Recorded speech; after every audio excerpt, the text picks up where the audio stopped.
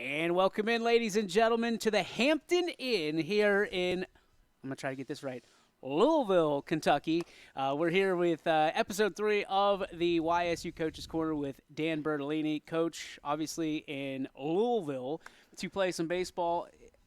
For you, obviously, a slow start, but one that we were just watching your hitters meeting. You're very optimistic, and what you see in this team, obviously, the best is yet to be played. And I think this weekend could show that. Explain to everybody out there kind of why you schedule teams like Louisville, like next weekend at Georgia Tech, things of that nature, to be able to get the best of the best and be able to come back in the league. Yeah, I mean, I told him after last weekend, I was like, obviously this hasn't gone the way we wanted it to. We haven't got the results we wanted, but I was excited because anytime that you can, get information, you can see kind of what we've been working on, and then you can go back to the drawing board a little bit and make those adjustments. I think it's exciting because of the potential that we can have with this team. I thought this week was a great week of practice, and ultimately we're trying to win the Horizon League. So, to beat, I don't know if you noticed in our league, but our teams are beating good quality competition outside of the Horizon League, whether it's Oklahoma or I think Purdue Fort Wayne just beat Indiana during a midweek. That's a lot of good teams in our league. So in order for us to get better and really see what we're at, this is a good opportunity for our players to do that, and play in a good environment. This weekend should be fun.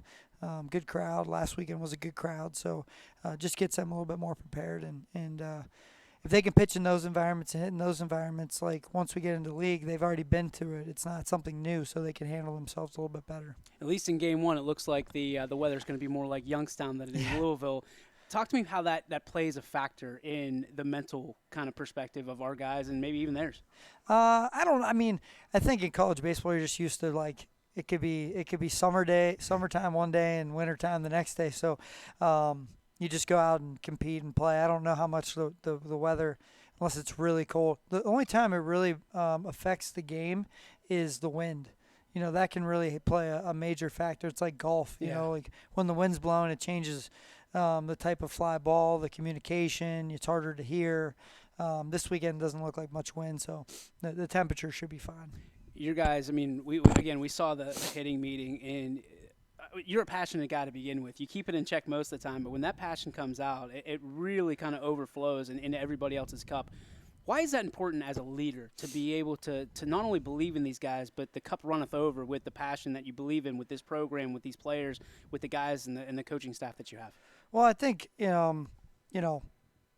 motivation is important in coaching. You have to learn when to push the right buttons, how to push the right buttons, keep everyone rowing in the same direction, pulling the rope in the same direction. And I think these guys know how talented our team is. I think it's just a matter of, believing in yourself. There's a fine line when you play good teams. Especially early, you don't want guys to lose confidence because the success hasn't come. And so just making sure that they're sticking to the process, staying with what, we're working on in practice, staying with our approach. I think those things are going to be really important for success, down the line. And now, learning to adjust to different pitchers, different velocities. Now we have 2 weeks under our belt, and guys have 15, 20 at-bats. Are able to hopefully make that adjustment this weekend and take that into the game. But, it's always important to be positive. You're going to get a lot better response. You have to know when there's times when you have to bring the hammer down. But for the most part, my only thing that I get upset about is if they don't come prepared. Mm-hmm. If they don't play with great attitude and great energy, that's when we're going to have a problem. But as long as they're doing those things, this is a learning experience for them, and they're going to get better. And, we know what the goal is we got to play good in 2 weeks and start in conference play. Leadership is a trait that's not easily learned, but it's best when you kind of are kind of baptized under fire. A fairly young team. We've talked about that in the first couple episodes, but who have you seen really step up? Obviously, Trey on the field has been a leader for you, but off the field, just being around breakfast, I know Steve and I were looking, and Ian Francis has really kind of taken a liking to that leadership role, making sure that everybody's sprout and ready to go and getting fed and things of that nature. What other leaders, other than maybe Ian, that have you seen pop up? Yeah, I think, we had a group in the fall, and then we kind of reassessed, and guys voted on captains, and so our main leaders from the offensive side are Teddy Ruffner and Ian Francis. I think those guys embody a lot of things we're looking for: the hard work, the dedication, the ability to motivate others. And then on the pitching side, it's Jake Gehring and Sloan Ulrich. So those two guys, same deal. They're constantly being able to motivate. They're constantly able to help other players to get them along to where they should be, especially some of our younger guys that are a little bit more experienced. And they're good players. They're all quality good players. So it's easy to kind of be a leader when you're one of the better guys. And when your better players are leaders, it makes you I think it's just better for your team. So, they've been important. We have weekly meetings and keeping guys up to date on how things are going with the team. And I think they do a good job of just keeping everyone in the same, rowing in the same direction. So, looking forward to them. And a lot of them, this is the first time being leaders. Yep. It's a learned thing. It's, there's sometimes everyone says leaders are born. Well, I don't necessarily know that's true. I think some of it you have to learn how to do it. There might be some characteristics that make you a leader, but you have to learn how to do it. For people that are just looking at the box scores, that are reading the clippings, I mean, this is I mean, it's tough, right? You look at that and you go, okay, how do I take this and make this a positive experience to move forward? You've been able to do this, and much like life, it's not necessarily in the box score, it's what you see, because Stevie made a great point on the way down here last night. Some of these have been absolute laser beams right at guys, as you have in baseball.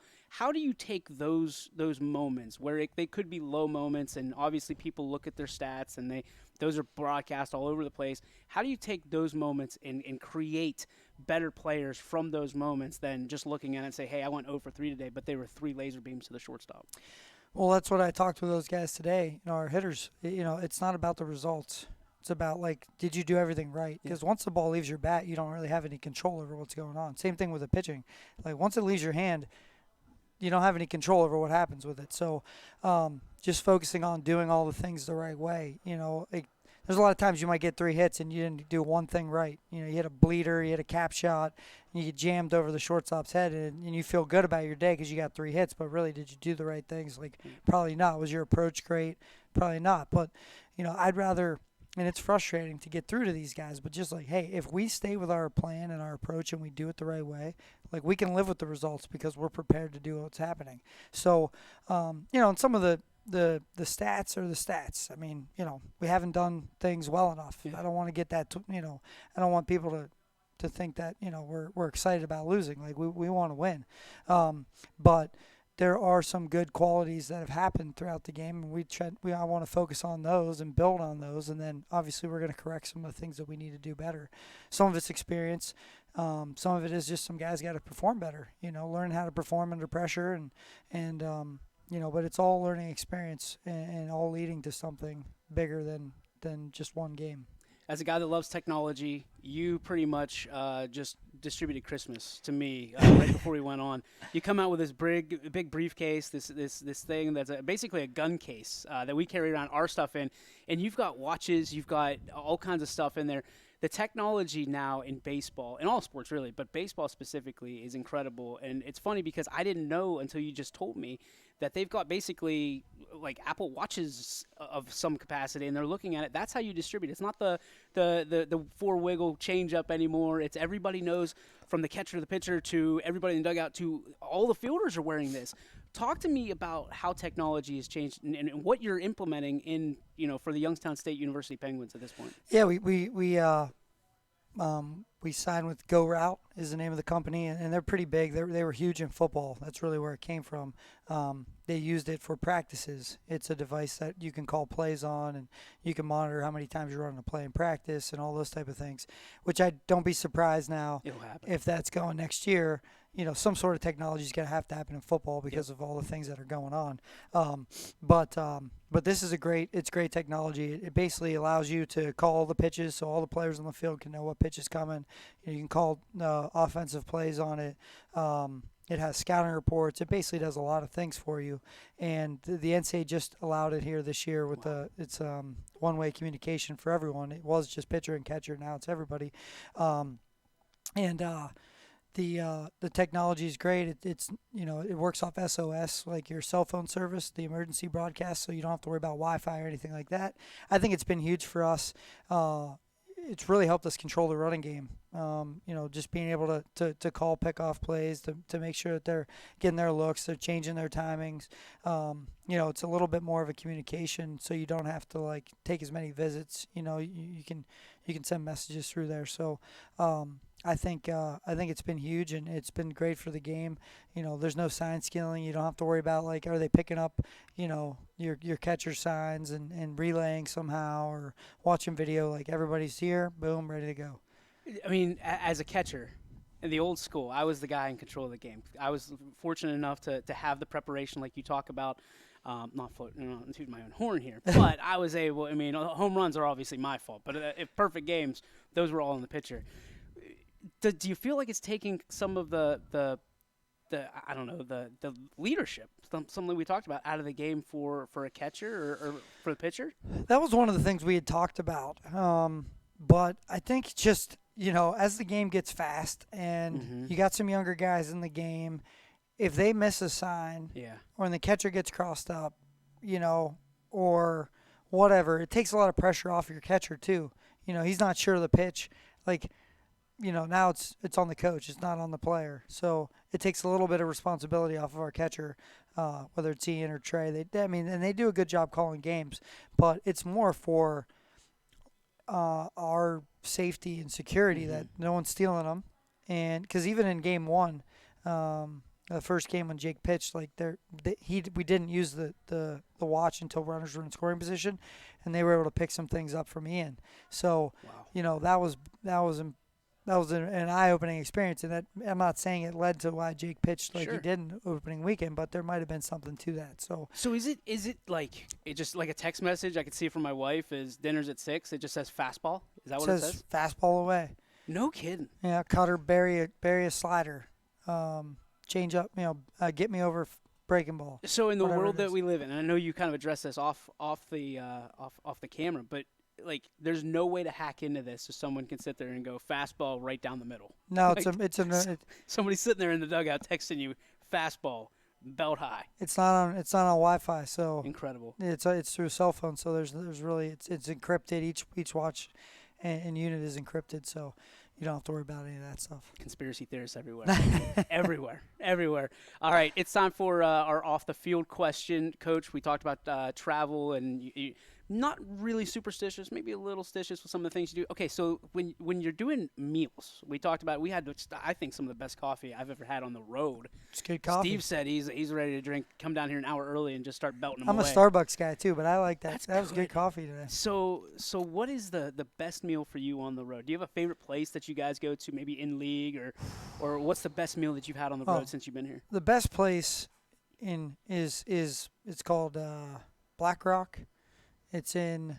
They have them a few places, but I'm a big steak guy. So when we go to Dayton, to Wright State, across in Beaver Creek, across the bridge, they have a place called Black Rock, and you cook your own steak. So they bring out this giant hot plate. It's like a giant. The stone. Steak on a stone. Okay. Yep, it's on the stone, and it's a raw steak, and you can cut it yourself, and you put it on. You cook your own steak there. Oh wow. So that's kind of my thing. But last week we had a seafood boil, which was great. Incredible. And we went to a place called T-Bone's Grill and Grills. Okay. And they did like a southern meal for us, and it was really good. Shrimp and grits. Oh, and, wow. I like to try to get the local food. Okay, so that leads me into my next question, because I know my stomach's already rumbling. Stevie's what are we doing in Kentucky here? I'm trying to think. We know one thing that's made in Kentucky. I don't know if we can partake in that. Yeah, that's not for lunch. Not before your game, anyway. I don't need you I don't need you all over the map. Just a bit outside. You're like Bob Uecker.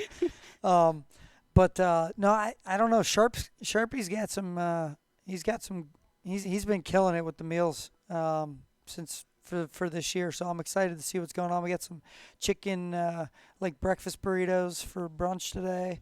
And then I don't know what we have later. Well, word on the street is Shane Davis set up Kentucky Fried Chicken because he thought it was local. I mean, their basketball arena is isn't it KFC? I think it is. Leave it to Davis. No, I think we got probably some barbecue. I think later. Oh, I'm ready. Yeah, I don't know what's Louisville known for. Well, they're known for what? Churchill Downs. We found. And No, I know the food. But the brown sandwich is what I looked up on Google, and it's like an open face sandwich. I don't know if I try it or not. It's got like bacon and cheese and stuff like that. So I mean, I think you got to at least look for it, and if you don't find it. But yeah, we always like to do the local food. So we're gonna do the Bat Factory. I think tomorrow, Stevie said. So I'm excited to do Churchill that. Downs Bat Factory. He says Churchill Downs. Stevie's a pony guy. So I don't know. I mean, sure, you got to see it. It's like going to Augusta. We're going to a basketball game tomorrow night. We'll check it out. Stevie's got to get his gear. We got to meet up with the equipment manager somewhere, and we're ready to go. We're ready to go. But Churchill Downs is the Augusta of. Well, then we got to go. You got to go. We got to go. Yeah, you're right Berto, there. appreciate you. Hey, buddy. thank you, You're man. the best. Appreciate it. Back in a minute.